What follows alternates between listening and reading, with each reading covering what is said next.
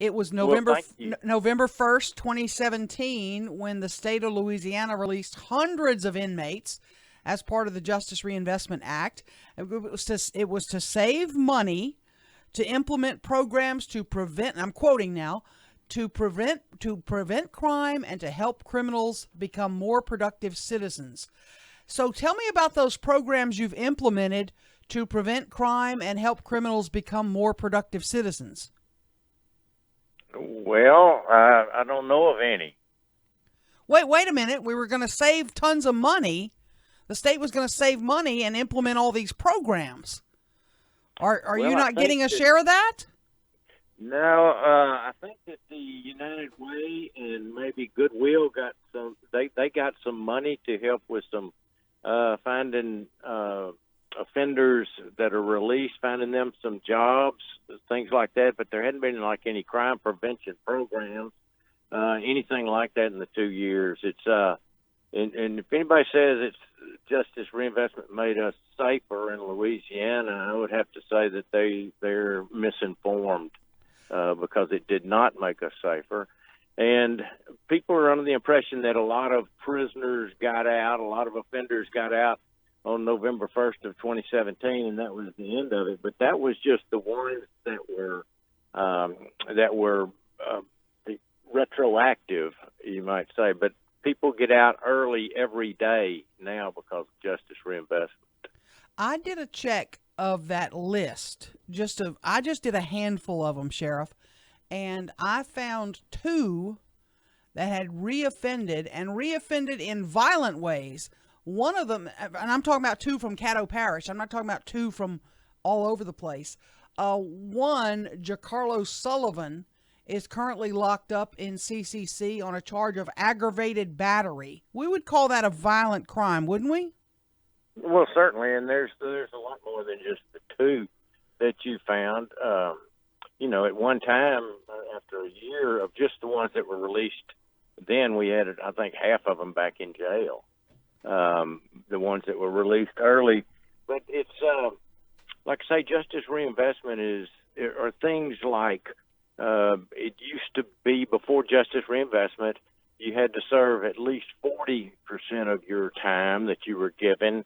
Justice reinvestment made it 35% of your time. So there's a lot of things, a lot of penalties and sentences were reduced. I think 11 or 12 different major crimes, the penalties were reduced in those. So there were 10 acts of justice reinvestment. And so it's something that's occurring every day. It wasn't just that one time. And if someone starts telling you about the recidivism rate, it's important to understand that recidivism rate does not kick in until the person is convicted again. And sometimes they might linger in jail for a year or 2 awaiting trial. So even though they've been rearrested, they have not officially reoffended or count towards the recidivism rate.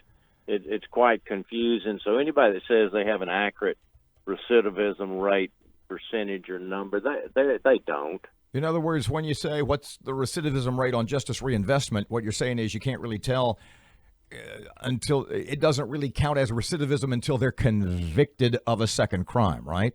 That's correct. Now, when this was being debated by the legislature, in fact, when it was just being tossed around in committee and everything, you all along, going back to the very beginning, your stance was this may not be the best idea you guys ever had. Do you feel as though your concerns, is fear's too strong a word, have been borne out?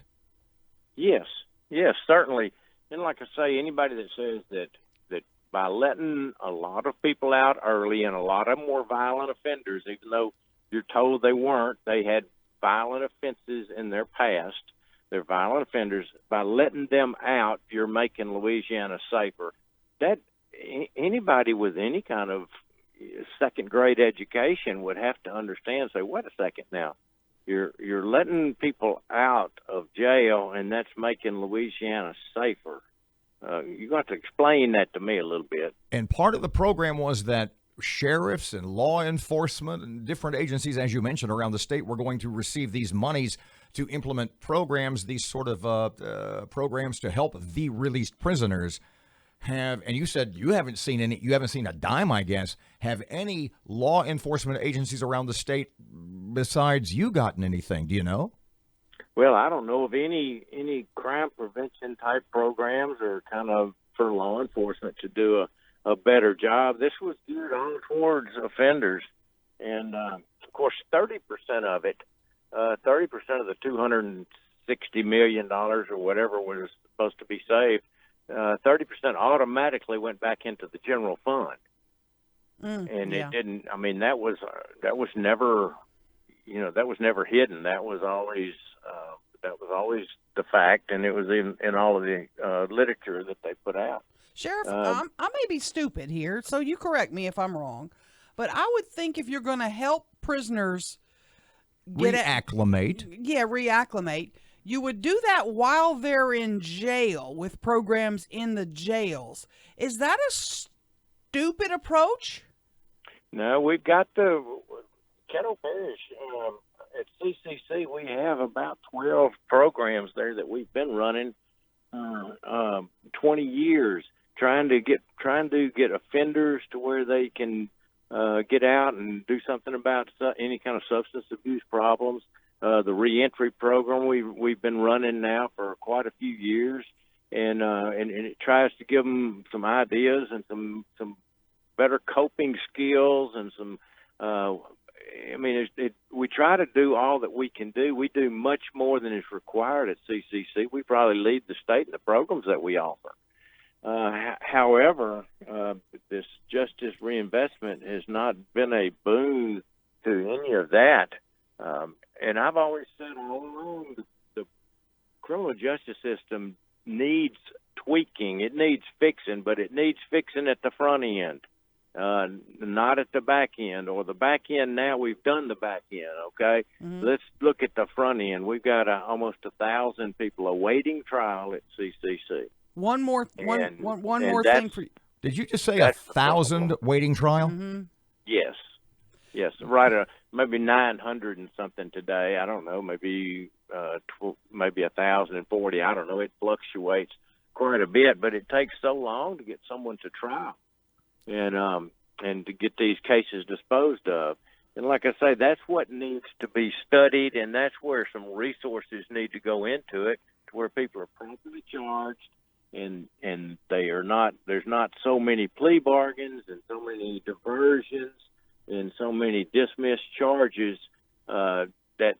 it's just the system is overwhelmed, so you have to get through them as quickly as you can, and it's not justice. It's not justice for the victims. Do you suspect the money being doled out for programs, the motivation for that could be political? You've been a huge critic of this governor and this whole program. Could that be one of the reasons maybe you're not getting a piece of the pie? Oh, I don't. No, I don't think so. I don't. I kind of need one of your T-shirts. I don't trust government very much, and I'm part of government. but you can trust the Kettle Parish Sheriff's Office. But it gets frustrating that we're dealing with such a bureaucracy of. We're 2 years into it now. Have you seen any huge, with all this money? Have you heard across the state any kind of huge? Life-changing programs that have been announced, or any kind of law enforcement initiatives, or anything that have come from that from justice reinvestment, other than the fact we went from 50 to 49 on the list of prisoners that are being held.